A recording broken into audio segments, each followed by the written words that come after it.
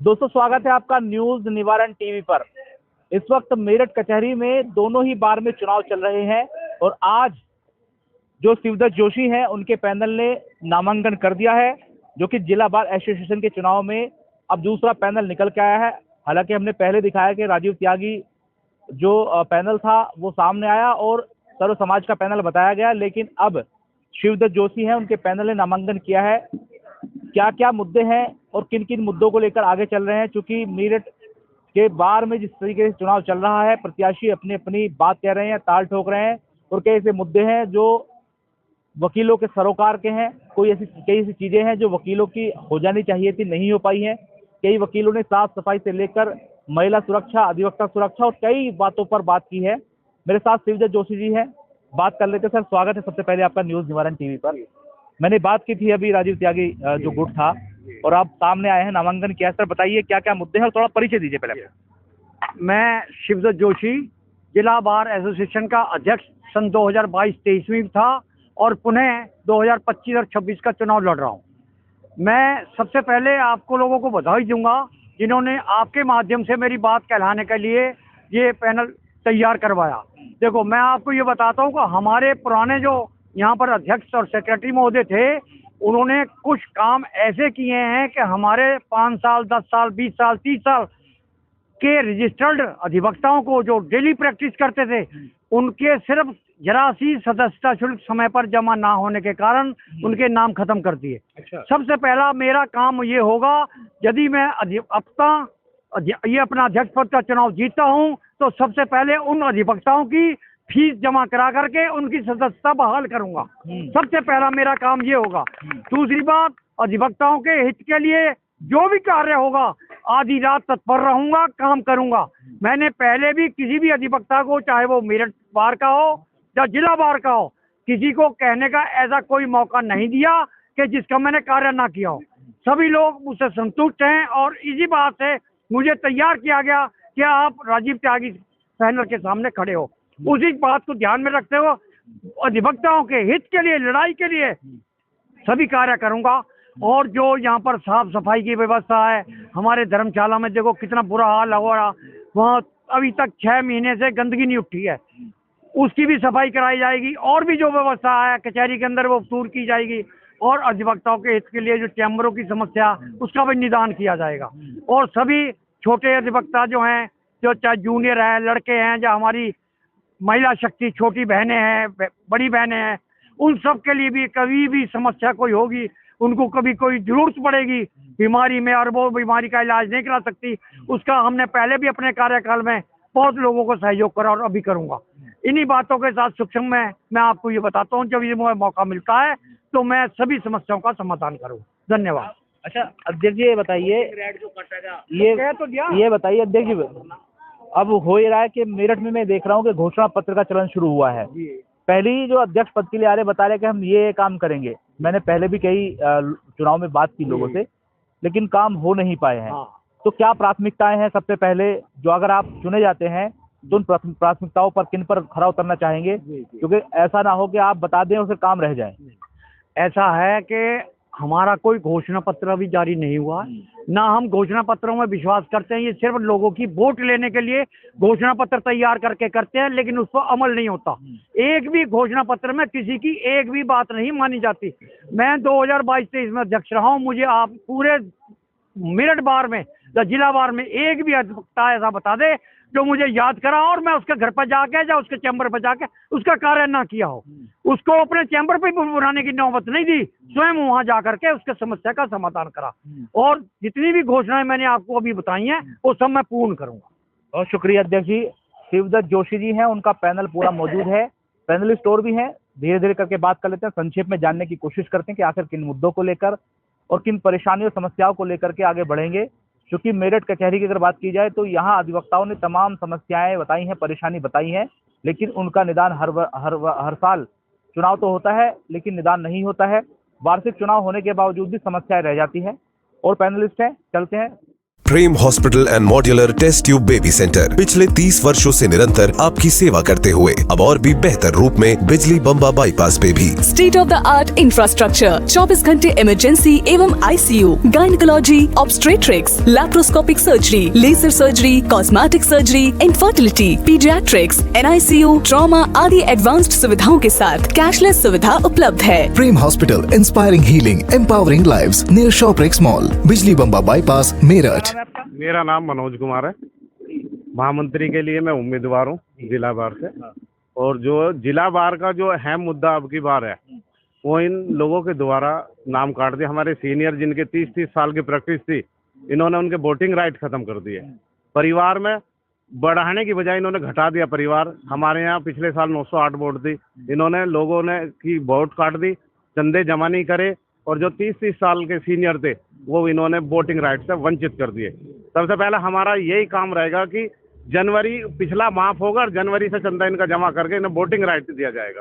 अच्छा, आपको क्या लग रहा है ऐसा क्यों किया गया है? क्या इसके पीछे वजह या मंशा है? कुछ वजह तो होगी या ऐसे ही चंदा, या हो सकता है आप लोगों ने जमा ना किया हो, या फिर कोई और वजह है? क्या मान रहे हैं आप? चंदे का कोई नोटिस इन्होंने जारी नहीं किया। इन्होंने केवल अपने लोगों का जो है एक लिस्ट बनाई है और जो विपक्षी खेमा था उनकी इन्होंने सारी वोट उनकी काटी है। केवल एक षड्यंत्र के तहत इन्होंने ये ऐसा काम किया है। मतलब आपको ये लग रहा है कि विपक्ष के लोगों की वोट काटी गई है? केवल क्या पैमाना है कि विपक्ष है, ये पक्ष है?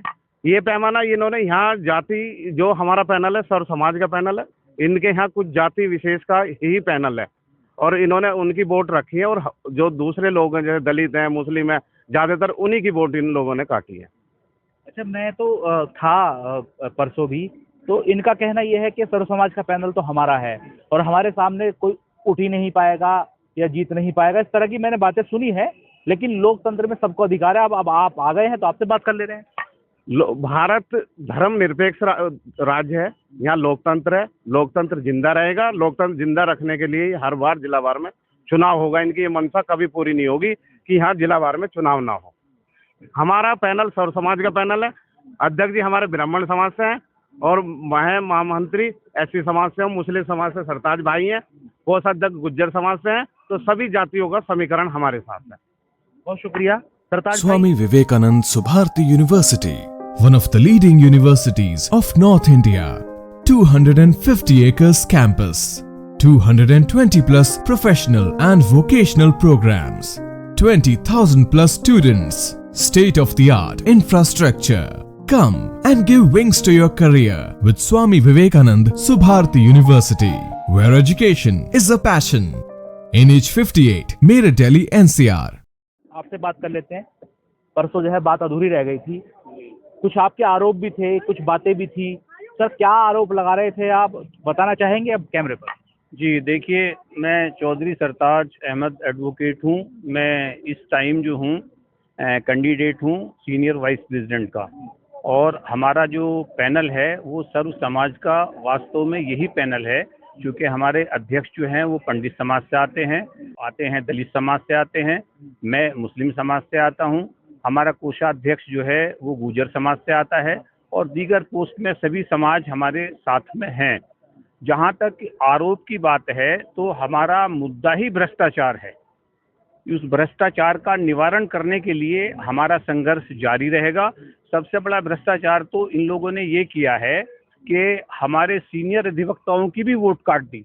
जो उन्हें ये लगता था कि वोट हमको देंगे या उनके साथ थे, उन्हीं की वोट सलामत रही है। बाकी जो है इन्होंने 200 के करीब वोट काट दी हैं। उसके लिए हमने जद्दोजहद की है।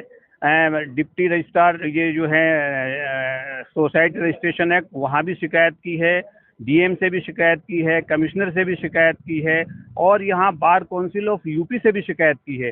यहाँ तक कि बार काउंसिल ऑफ यूपी से तो बाकायदा एक आदेश आया है और कड़क आदेश आया कि अगर आप इन लोगों के चंदा जमा नहीं करेंगे और हमें सूचित नहीं करेंगे तो आपके खिलाफ डीसी चलेगी।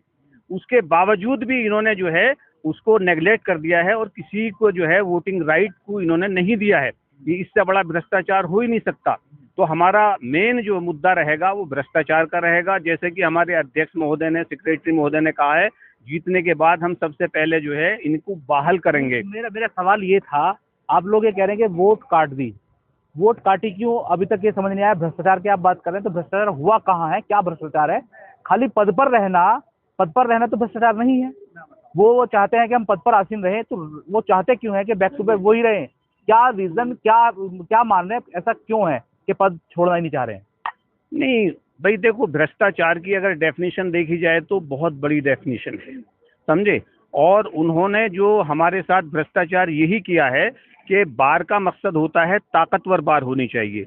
मेरठ बार एसोसिएशन जो हमारी पेरेंट्स बार है, बराबर में है, उसमें पिछले साल की बामुकाबले इस बार 1000 अधिवक्ताओं की बढ़ोतरी हुई है। जिला बार में जो है 200 अधिवक्ताओं की कमी आई है। तो इन्होंने हमारी बार को कमजोर किया है। अब वादा तो ये करते हैं कि 2200 सदस्य हैं, लेकिन वोट कितनी है? 700 कुछ।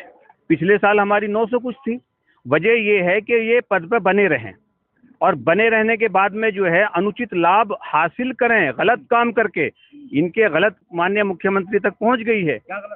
गलत काम ये है कि सरकारी भूमि पे बगैर सरकार के पैसे से, बगैर नक्शा पास कराए हुए, बगैर शासन की स्वीकृति के, बगैर डीएम की परमिशन के, बाकायदा आरटीआई में आ चुका है। डीएम महोदय ने कहा है कि हमने कोई स्वीकृति नहीं दी है।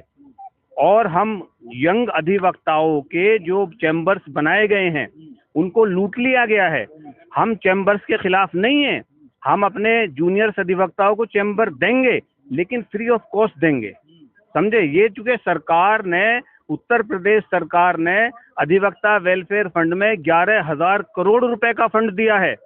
हमें यहाँ से जो है मसौदा तैयार करके प्रस्ताव बार को भेजना चाहिए और वहाँ से पैसा लेके बनाना चाहिए। इन्होंने क्या है, वहाँ से कोई पैसा नहीं लिया, कोई स्वीकृति नहीं ली, कोई कुछ नहीं, और बना करके अधिवक्ताओं को सेल कर दिए। तो ये तो अलग बात है। इसीलिए वो इस पद पर बना रहना चाहते हैं, इसीलिए जो हमारा वोटिंग राइट खत्म किया। इसीलिए मेरे जैसे इंसान को कहते हैं इको साहब जो तो डिफाल्टर हैं। डिफाल्टर होता तो मैं वोटिंग यहाँ कैंडिडेट होता है। तो क्या वो झूठ पे झूठ बोलते हैं? तो हमारे वो अधिवक्ता हैं, भाई हैं, हम उनके खिलाफ नहीं हैं, लेकिन उनके कारनामों के खिलाफ हैं, नीति के खिलाफ है। अध्यक्ष जी, जो जानना चाह रहा था मैं, पद पर क्यों बना रहना चाहते हैं? अब सरताज जी ने बता दिया है कि कुछ जो यहाँ चैम्बर बने हैं उनमें कुछ गड़बड़ी हुई है, धांधली हुई है, इस तरह के आरोप उन्होंने लगाए हैं। तो क्या ये वजह, क्या कहना चाह रहे थे आप? हमारे यहाँ जो भी नए चैम्बर बनते हैं उसके लिए एक सरकार की हमारे भी नियमावली में अंकित है, एक कमेटी होती है। जिला बार के एसोसिएशन के अध्यक्ष और महामंत्री, मेरठ बार का अध्यक्ष और महामंत्री, और एक डीएम महोदय, या डीएम महोदय का नुमाइंदा होगा सिटी मजिस्ट्रेट। 5 आदमी प्रायोरिटी बेस पे जिन लोगों को आवश्यकता है उनको चैम्बर देते हैं। लेकिन यहाँ ऐसा कोई नियम पालन नहीं किया गया। इन्होंने अपनी मनमर्जी से पैसे लिए और चैम्बर जिसको चाहा उसको दे दिया। ये सबसे बड़ी बात गलत है। कायदे में तो गवर्नमेंट से पैसा लेके चैम्बर बनवा के अधिवक्ताओं को फ्री ऑफ कॉस्ट मिलना चाहिए थे। आज से पहले कभी किसी अधिवक्ता से कोई पैसा लेके चैम्बर नहीं दिया गया। और इन लोगों ने जो अपने खास आदमी थे उनके फीस अभी तक भी जनवरी 2025 तक की भी जमा करी है, लेकिन विपक्ष की एक आदमी की भी मार्च 2024 के बाद नहीं जमा करी। ये सबसे बड़ी बात है। इन्होंने अपने पद पर बने रहने के लिए जिसके उसका दुरुपयोग पैनल था, शिवदत्त जोशी जी हैं, और पूरे पैनल के लोगों से बातचीत हमने करने की कोशिश की है, लेकिन कुछ लोग बचे हैं, नेक्स्ट टाइम बात कर लेंगे। अब यहाँ देखा जा रहा है कि कई ऐसे सवाल और जवाब हुए हैं जो काफी सोचने के लिए मजबूर करते हैं अधिवक्ताओं के लिए। और अब देखना ये होगा कि जो 25 तारीख को वोट डलने वाला है, उन वोटिंग के बाद जो रिजल्ट आएगा वो किसके पक्ष में आएगा, तमाम चीजें भी भविष्य के गर्भ में है। लेकिन अब ऐसा लगता है कि मेरठ की दोनों बारों का जो चुनाव है वो हॉट होता जा रहा है, क्योंकि यहाँ पर पैनलिस्ट एक दूसरे पर आरोप मढ़ना शुरू कर चुके हैं, और जो वर्तमान में अध्यक्ष हैं उन पर तमाम तरीके के अनियमितताओं के आरोप हैं। लेकिन उन आरोपों का जवाब क्या आएगा ये भी हम जानने की कोशिश करेंगे। सहयोगी सलमान के साथ मनोवर चौहान, न्यूज निवारण टीवी, मेरठ। जय हिंद।